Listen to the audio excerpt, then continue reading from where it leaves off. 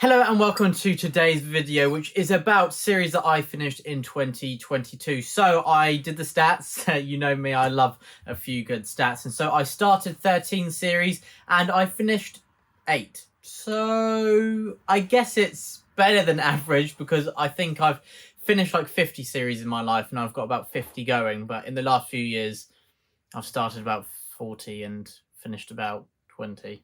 So anyway, ish. At least the more ongoing series, the more choice I've got to continue, eh? But yeah, so I finished 8 series, and they are the ones I will be talking about today. So let's get on to the first one, which is The Greatcoats by Sebastian de Castell. So yes, this is the Greatcoats quartet, which begins with The Traitor's Blade. I've had the pleasure of meeting Sebastian de Castell a few times, and he is a great guy. I've read 5 of his books in his Spellslinger series, and yeah, I've got 1 book to finish that series. I really need to do it. But yes, I finished The Greatcoats.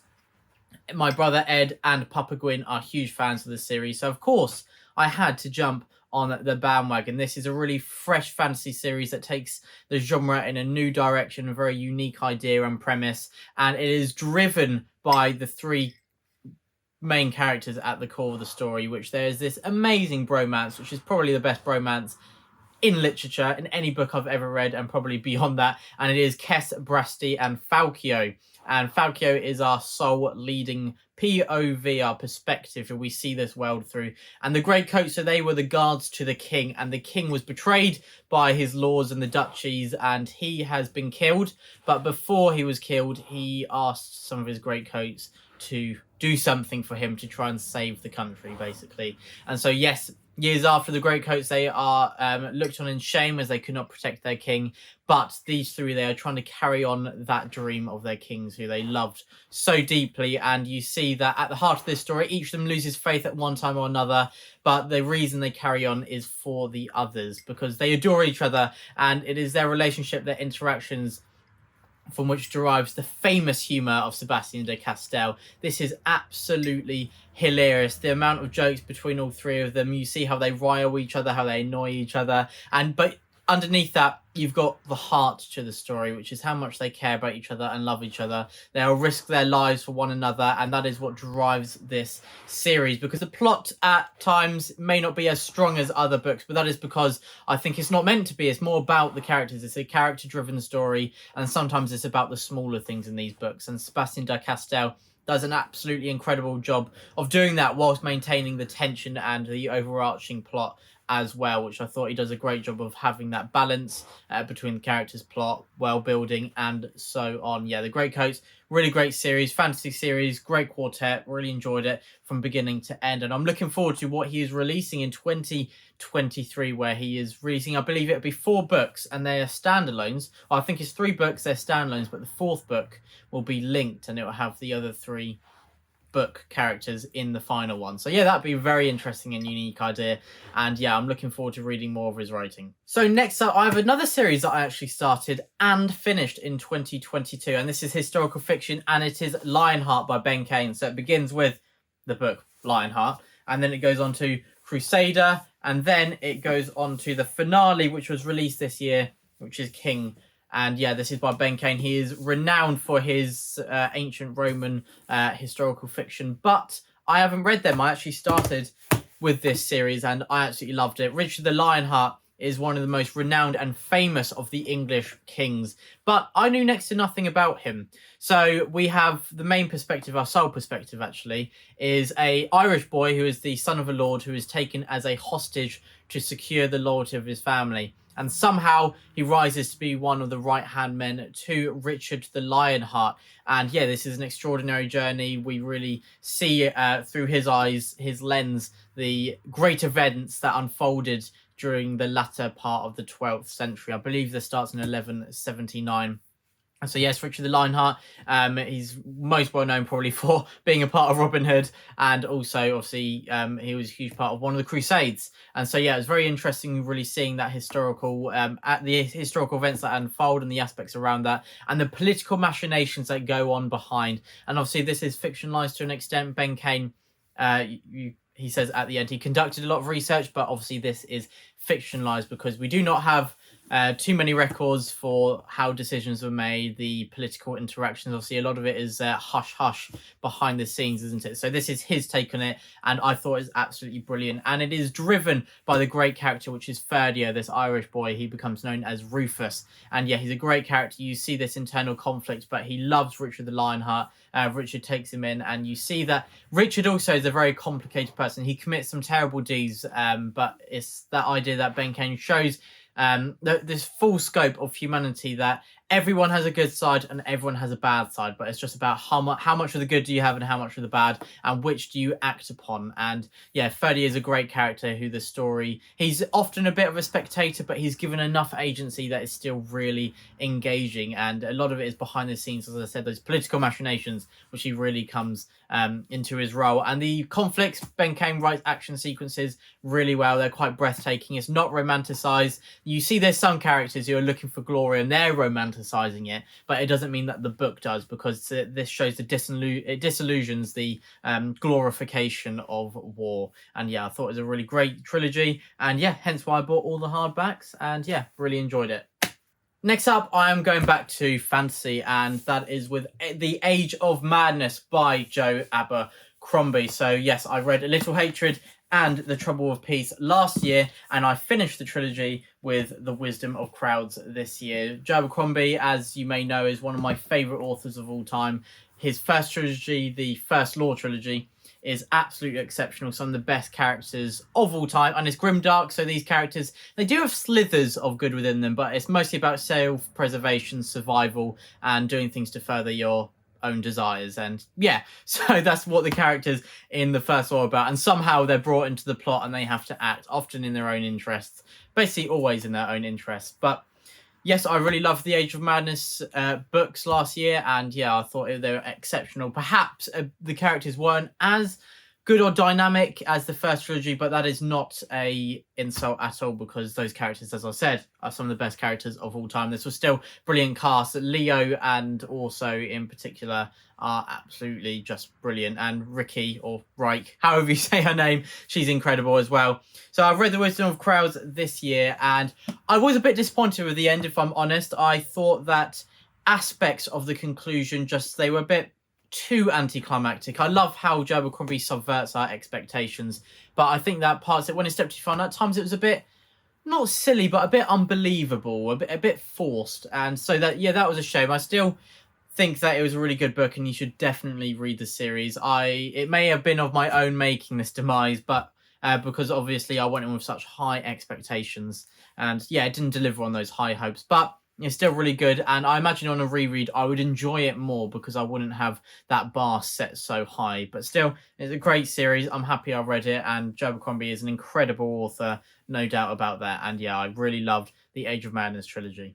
Next up, I have The Last War, another series that concluded this year. So I read We Are the Dead in 2021, and I absolutely adored it. I think it was my third favourite read of the year, and I absolutely loved it. So the premise is that the bad guys, the enemy, have won. What if Sauron took over the Shire, and what would the aftermath look like? So we're placed in a city which has been taken over, and is about a resistance, and there's different factions within that who are conflicting with each other. Some are ex-soldiers, some are just normal civilians, and then there are others who are just trying to survive, and they are somehow brought into the plot and the events that are unfolding, and they are unwilling participants. And yeah, there's a great mix of characters, and it feels grimdark in many ways, how it's very gritty and brutal, and well, Mike Sheckle makes sure that no character is safe, and make sure that you know that. But also there is an element of hope, which I really love about this story. And that continues with what I read this year, and that is the second two installments of Fool's Hope, which is book 2, and Until the Last. It's a chunky book, but in my opinion, not enough pages. I needed even more, because yeah, it's bittersweet finishing the series, because I absolutely adored it from beginning to end. One of my favourite series of all time now. I think Mike Sheckle did an incredible job to stick the landing after I had such high hopes. And yeah, the whole series is about those characters at the core of it. It's a character-driven story, and they feel human, they feel real. You see their flaws and you see their virtues. They go through so much growth.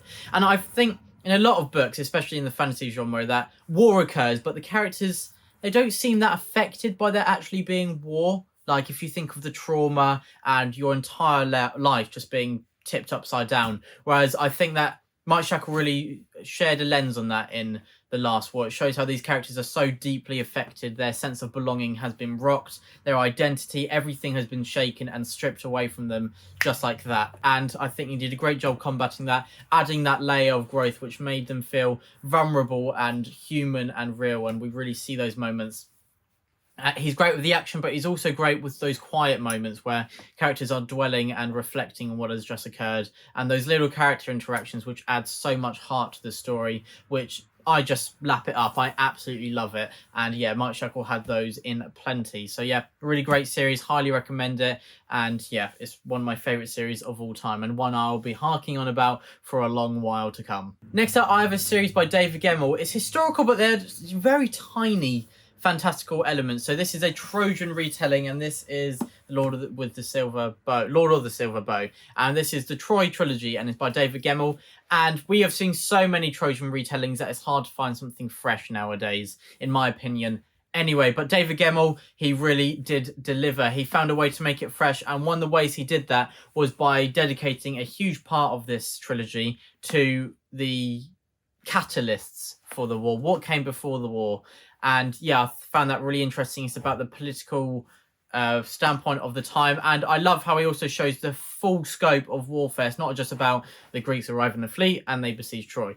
This is about amassing the armies, getting your allies on side, raids, skirmishes, getting resources together, actually moving armies. And how do you do that? It's about the full scope, and we follow quite a range of POVs, perspectives throughout both sides and those who are stuck in the middle. Odysseus is a perspective, and I love how his internal conflict is dealt with. You have great characters who you love on each side, and also those who you hate, and I thought that's done really well. It's a bit like, not on the scope of a Game of Thrones, but I love that in A Song of Ice and Fire, that every single side, it feels real, because there's people you love and people you hate, and so there's no one side you want to win entirely, because you've got your foot in all the camps basically. And yeah, it's the same with this on a bit of a smaller scale, and I found that was really refreshing and added a fresh lens to the story. I would say that the first half of the second installment, it felt weirdly disconnected, where we are away from basically every character we meet in the first book. And yeah, I just found that a bit jarring, and it took me out of the story, and so it took me quite a while to get into book 2. But the other 5 halves, if you include all 3 books, were really great. So yeah, I highly recommend this series as well. David Gemmell is a brilliant writer. He sadly passed away before he could write or finish the conclusion of the story, but his wife Stella Gemmell finished it, and you can tell she really understood his tone and atmosphere and his writing style, because you cannot tell it's a different writer. And yeah, the ending is absolutely great. And yeah, it's a great series, and I highly recommend it for those who love some fantasy, love David Gemmell's writing, but want more of that historical side. So yeah, great Trojan retelling here. Next up, I read book 1 last year in 2021, but I finished the trilogy this year, and it is the Tide Child trilogy by R.J. Barker. I had never read anything by R.J. Barker until then, but yeah, I really enjoyed it. So the Tide Child, the premise is that we're on a boat of convicts, and some feel that they are unjustly there, others accept it, and it's a lot about their own self-preservation. But a lot of these boats are made out of dragon remains, and there are different warring pirate. Well, they're not pirates, but they seem like pirates. There's different factions, and they're warring with each other. And suddenly there is news that a dragon has been seen in far-off waters after they have been just evaporated basically for centuries now. So that one appears, and this ship gets a new captain, and they set off after this dragon. And the captain tries to forge this crew of convicts into an elite group. And yeah, in very interesting premise. And for those who may not like that nautical style of book, this felt very different. It didn't feel too contained, as often a book that is just setting place on a boat can feel, as you've only got that setting and same characters for long periods of the book. This did not fall into that trap. I thought R.J. Barker did a great way, found some very unique and interesting ways to get around that. I thought that the characters, they were good in book 1. I thought a few were a bit two-dimensional, but later on in the series, he really does develop on them, and there's so much growth, and I really love how the interactions and the relationships between the crew really grows and changes, and it really evolves over time. as they get to know each other. They feel that trust for each other. Some of them, the trust is dashed against the walls of the ship. But yeah, so I thought it was really good by the end of the trilogy, those character relationships. But throughout all three, the world building is brilliant. This feels like a really unique world. R.J. Barker has quite a vivid writing style, so you really feel the kind of place they're in. It's quite gritty, and it's very interesting learning about these politics of this world. And yeah, I really enjoy books that they're not too politically heavy, but they really have that element, especially when the main characters are those who really feel out of their depth, a fish out of water. How many nautical sayings can I fit in this chat? But yeah, I'll stop with that one. But yeah, The Tired Child, I recommend this series. I'll try more by RJ Barker. I didn't love this series. I really enjoyed it when I was reading it. It's one that's not stuck with me as much. I think one of the ways you know you absolutely love a series is if you're thinking about it after you finished it, and whether it's still kind of quite vivid in your mind a few months after. And I'd say that it has faded away quite a lot. I enjoyed the reading experience. It's one of those that I think that definitely nothing against it. I really enjoyed the reading experience, but it won't be going in my favourite series list. Next up, I have a sci-fi trilogy, and that is Impossible Times by Mark Lawrence. So it begins with One Word Kill, and then Limited Wish, and then finishes with Dispel Illusion. And I read the previous two last year, or I think I actually read book 1 in 2020, book 2 in 2021, and book 3 in 2022. So I finished the series, and yeah, it's really great. Mark Lawrence, I've read 8 of his books, and all of them are 5 stars, including these 3. And yeah, I really enjoy them. He's a fantasy author, but this is a sci-fi trilogy, which feels very inspired by Stranger Things. We follow a group of geeky teenagers who play Dungeons and Dragons together, and they're kind of caught in that imagination. But they are sucked into something which they thought would only be contained to their imaginations. So yeah, it's very interesting how those sci-fi elements are worked into there. And yeah, I thought it was really great, really good cast of characters, very engaging. And Mark Lawrence, they're very short books, but they're really a lot of fun, and they are quite moving as well. I did find myself quite emotionally engaged, especially the finale. I thought that Mark Lawrence wrapped it up really, really well. And as I said, it's a short series, very short books. I'd highly recommend them, especially if you love Mark Lawrence's writing. He is incredible. His work, his craft, and the way that he really makes these books. You see that his prose is stripped back, but very efficient, and he has little flashes of beautiful prose at the points where you really need it. And yeah, I just thought really good series and a lot of fun. And so the last series that I will be talking about today is War for the Rose Throne by Peter McLean. So this is basically Peaky Blinders set in a medieval setting in a fantasy world. I mean, are you sold? Do you need anything more to go pick it up? Well, if you do this, I'll say a bit more about the story. And so the main character is Thomas Piety, and he's returning from war with his brother and a few other veterans, and he returns to find the city, the place that he called home, to be in a very different position than when he left. So he asserts his own territory again, as he had before the war, and so it's kind of gang warfare. But whilst doing that and trying to re-establish himself and try to find a home again, he is sucked into events that go far, far above him. And I'll say it again, he's a fish out of water, just like I said with Tired Child. And yeah, so he's sucked into events way above him, and he has no idea what's going on, and he's just trying to survive. And yeah, he's brought into events that affect the country on a national scale, and it's a lot about those political machinations, the twists and turns. And I really enjoyed that blend between Thomas Piety trying to re-establish his home, but also trying to keep those that he loves, those few people who he cares about who are alive, trying to keep them, as I said, alive. So there we go. They are the series that I finished in 2022. I probably should have finished a few more. There's quite a few that I've only got one installment left, such as the Saxon Stories by Bernard Cornwell. I read, I think, 7 or 8 installments of the series this year. It's a 13 installment series, and I've got 1 book to go. So yes, I will be doing that. And yeah, I read quite a few installments of A Song of Ice and Fire, and we know they are chunky books, but I'm not up to date yet. So yeah, a lot of series that I can finish next year. I plan for doing a month of just dedicated to finishing series. So as I said, Spellslinger by Sebastian de Castell, I've got 1 book I need to finish in that. As I said, Bernard Cornwell's Warlord Chronicles, and there's quite a few others. I might do a video on them at some point. But everyone, thank you so much for watching. If you stuck with me to the end and listened to my boring voice as I talk about these series that I finished in 2022, quite a mixed bag. There's none that I've really disliked. Obviously, I wouldn't read the whole series if I disliked them. So typically, it will be above average. And yeah, some of these are my favorite series of all time. I certainly enjoyed all of them. And so yeah, there we go. Thank you so much for watching. Let me know what series you finished in 2022. Which ones did you not manage to finish that you really plan to, and which ones have you only got a little bit left to go for next year? But everyone, as I said, put those questions in the comments below. But thank you for watching and stay safe.